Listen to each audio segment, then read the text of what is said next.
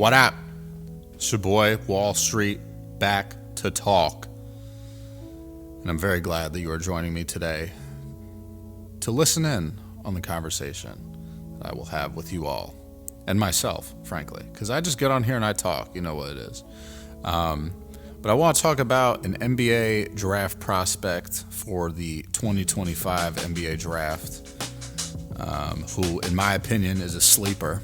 You know, I think whoever picks this guy is going to be very happy that they get him. It's projected to go in the late second round right now. There's a possibility he goes undrafted. But let's get right into it. The guy that I'm talking about is Maxime Raynaud, who is a senior for the Stanford Cardinals. He is 7'1", 250 pounds, and he is from Paris, France, as you could tell by the French accent that I put on. But Maxime has improved every single year that he's been at Stanford. Dating back to the 21-22 season, only averaged 4.5 points as a freshman. 22-23 came back 8.8 points. Last year came back 15.5 points, and then this year 20.2 points.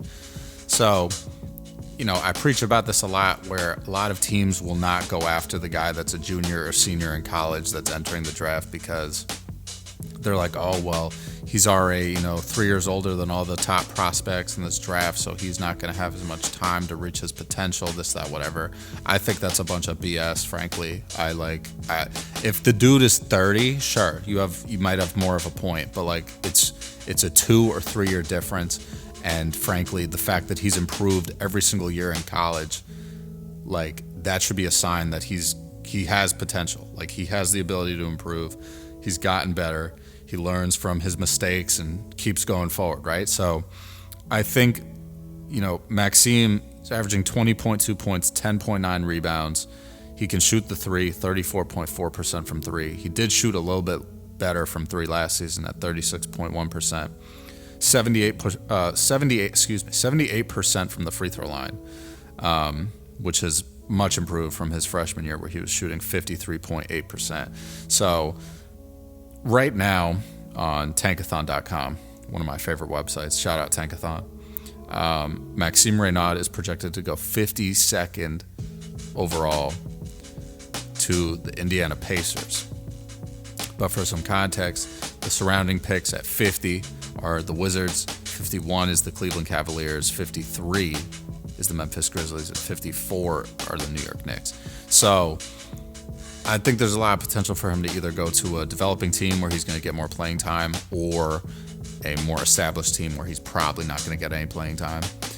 And I think he could be that guy that comes in and is kind of just a spot up big, can do the pick and pop, can play the 4 or the 5. Obviously being a 7'1" center, and being able to shoot the 3, that's incredible versatility that a lot of NBA teams want. So to be able to run a pick and roll with a guy that can pop out or roll to the basket, that's going to be a great asset to the team that picks him. Whether or not he's actually going to get picked and have that opportunity is going to be, something that we're going to find out here in a couple of months. Obviously, he's a senior, so I see him entering his name into the draft. I don't think he's going to come back for a 5th year. I don't even know if he has eligibility to do that. He's already played 4 years.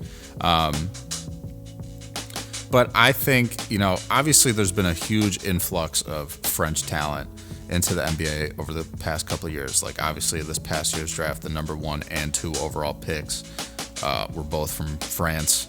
Zachary Rissochet at number 1, and then Alex Sarr at number 2. Bilal Coulibaly last year at number 7 overall, and obviously Victor Wembanyama. There's just been a ton of French talent coming into the league. Even Gershon Yabusele making his NBA comeback after his stellar performance in the Olympics this past summer.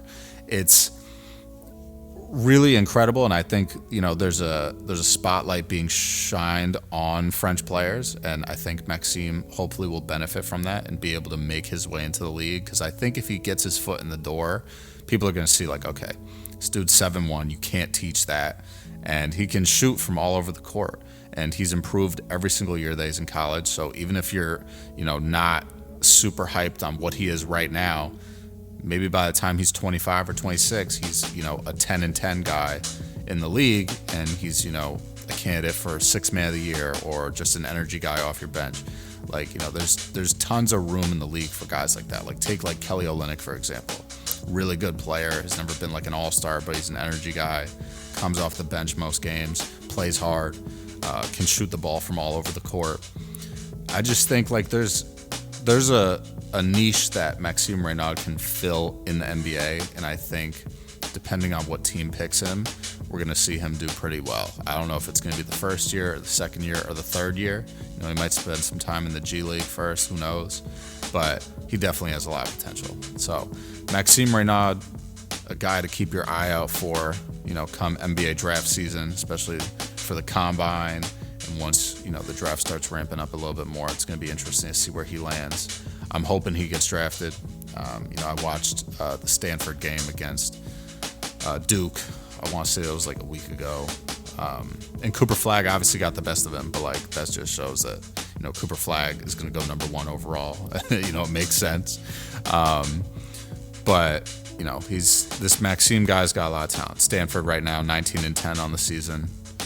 Not sure if they're going to make the tournament. Probably not, but would be interesting if they make it in. So let me know what you guys think, though. If you're a Stanford Cardinals fan, let me know what you think about Maxime Raynaud. Do you think he's going to get picked in the NBA draft? I want to know your thoughts. So please leave some comments down below. As always, if you enjoyed the video, hit me with a like, hit me with that subscribe. I would greatly appreciate you doing both of those things. Would be great. Helps me, helps the channel, helps you, helps everybody.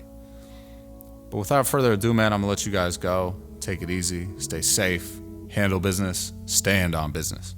Peace.